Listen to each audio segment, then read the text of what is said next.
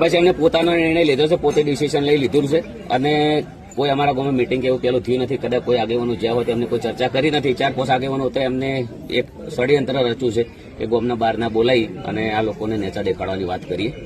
તો બહુ ખોટું છે એ નિર્ણય અને ઓલરેડી આપણે બંધારણ કોઈ તોડ્યું નથી અને આજના દિવસ સુધી સમાજમાં રહ્યા છે, બધી મિટિંગ બધી જગ્યાએ ફર્યા છે, સમાજની ફૂલ સેવા કરી છે, એનું પરિણામ આવ્યું છે. સાઉન્ડ રિધમવાળા બધા ટોટલ છે, એમને ખાસ કરીને જણાવું છું કે જો તમે જે બધી રીતે સપોર્ટ કર્યો છે એમનું પરિણામ તમને પણ મળ્યું છે. કદાચ હું ગુનેગાર હશું તો મારા ફેવરમાં સમાજ નહીં રહે. અત્યારે મારા ફેવરમાં હાલ 500 જણા છે અને આ ગોમનો એકલાનો આખા ગોમ મારા ફેવરમાં છે અને 4-5 જણાને નિર્ણય કર્યો. કેટલા જણા છીએ આપણે?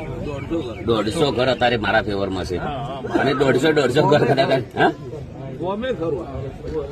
આ મારું નિવેદન છે અને બહુ ખોટો નિર્ણય લીધો છે. આ તો સારું છે, કદાચ એના નિયમમાં ફોસીની સજા નથી, કાલે કદાચ ફોસી હાલ મરી જવું પડે એ વસ્તુ. સાચી વાત છે.